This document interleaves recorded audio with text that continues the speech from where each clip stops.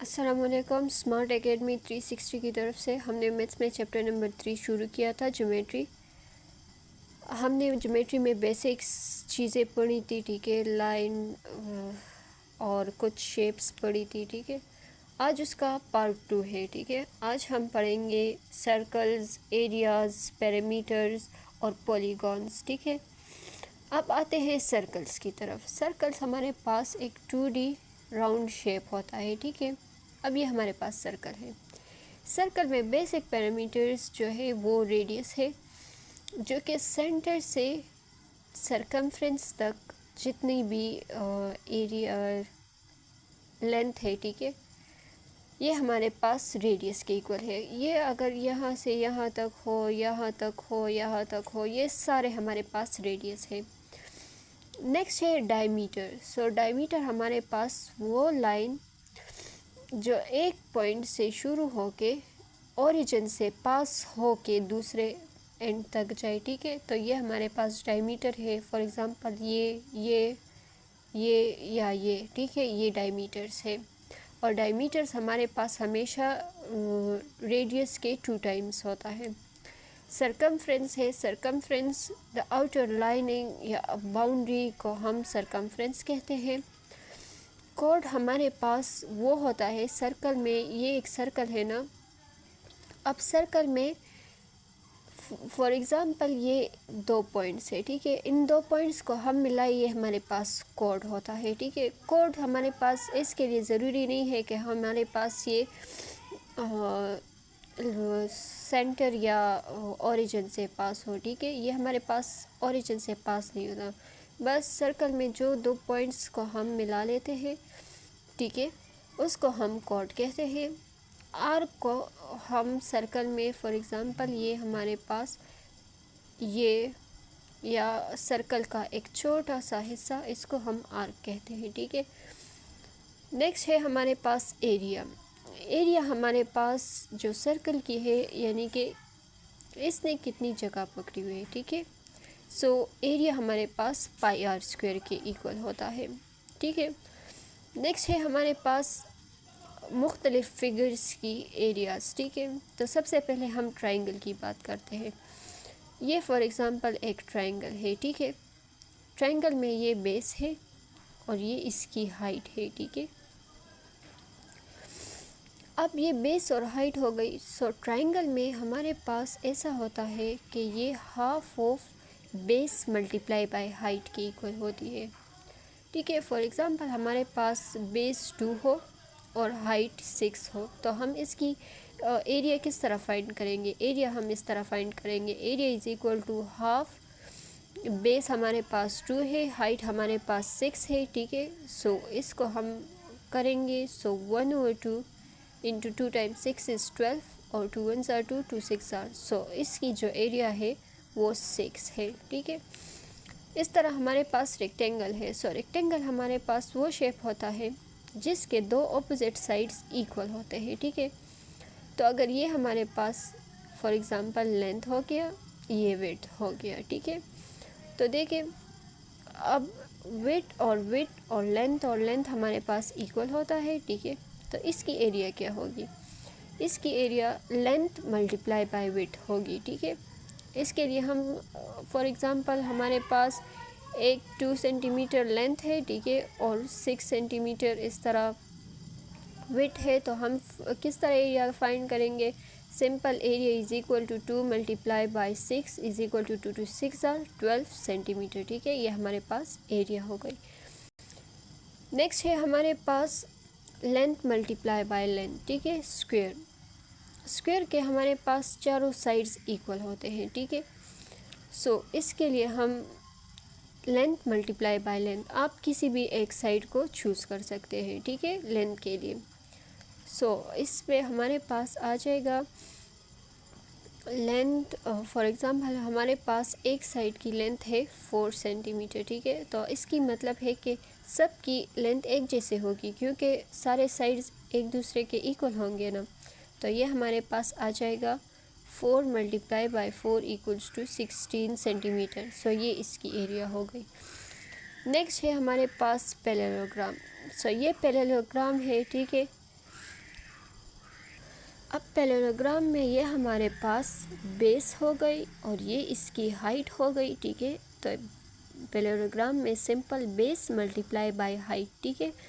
So for example हमारे पास base 2 है और हाइट हमारे पास 3 है, ठीक है। तो हमारे पास पैरेललोग्राम बन जाएगा 2 multiply by 3 centimetre is equal to 6 centimetre, ठीक है। तो ये इस तरह हम एरियाज फाइंड करते हैं। नेक्स्ट है हमारे पास डिस्टेंस। फॉर एग्जांपल हमें 2 पॉइंट्स दिए गए हों, ठीक है। ज्योमेट्री में हम ज़्यादातर कोऑर्डिनेट्स में लिखते हैं कि x1 y1 और x2 y2, ठीक है। इस तरह हम पॉइंट्स लिखते हैं, ठीक है। तो अब हम इस तरह पॉइंट्स लिख लेते हैं, ठीक है। अब इस 2 पॉइंट्स के दरमियान हमने डिस्टेंस फाइंड करनी है। इसकी डिस्टेंस हम किस तरह फाइंड करेंगे, ठीक है। अगर हमारे पास 2 पॉइंट्स हो, ठीक है, ये ले x1 हमारे पास 2 के इक्वल हो, x2 हमारे y1 हमारे पास 3 के, इस तरह x2 हमारे पास 4 के और y2 हमारे पास 7 के, ठीक है। तो ये हम किस तरह फाइंड करेंगे, डिस्टेंस इनके इस तरह फाइंड करेंगे। देखिए x2 minus x1 whole square, x2 हमारे पास 4 है, 4 माइनस x1 हमारे पास 2 है, 4 minus 2 whole square plus y2 हमारे पास 7 और y1 3, 7 माइनस 3, ठीक है ना,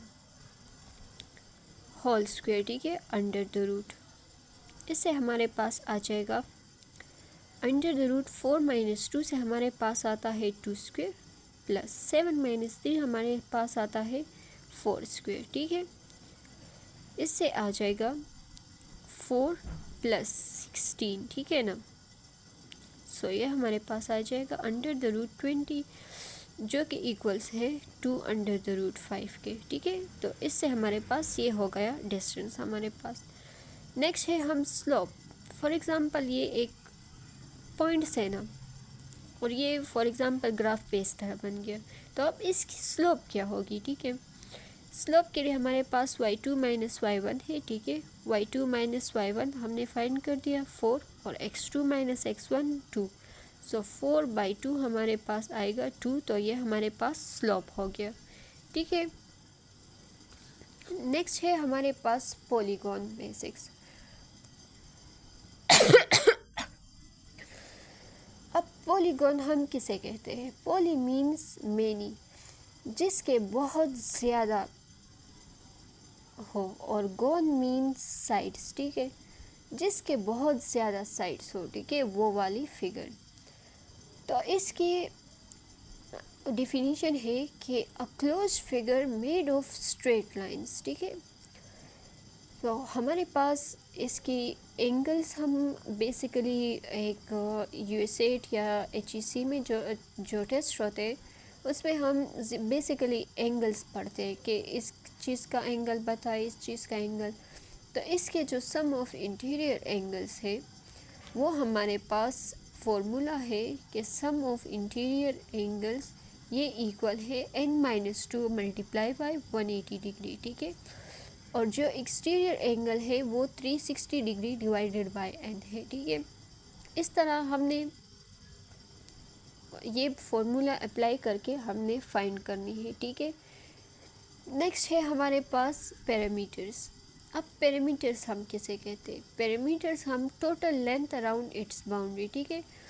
जो बाउंड्री की लेंथ होती है उसको हम पैरामीटर कहते हैं, ठीक है। सो रेक्टेंगल हमारे पास जो पैरामीटर है वो 2 लेंथ प्लस वेट है, ठीक है। क्योंकि हमारे पास लेंथ प्लस वेट, ठीक है, इस तरह आएगा ना अगर हम बाउंड्रीज को काउंट करेंगे, ठीक है। ये हमारे पास रेक्टेंगल है, सो फॉर एग्जांपल ये लेंथ हो गया, ये वेट हो गया, ठीक है।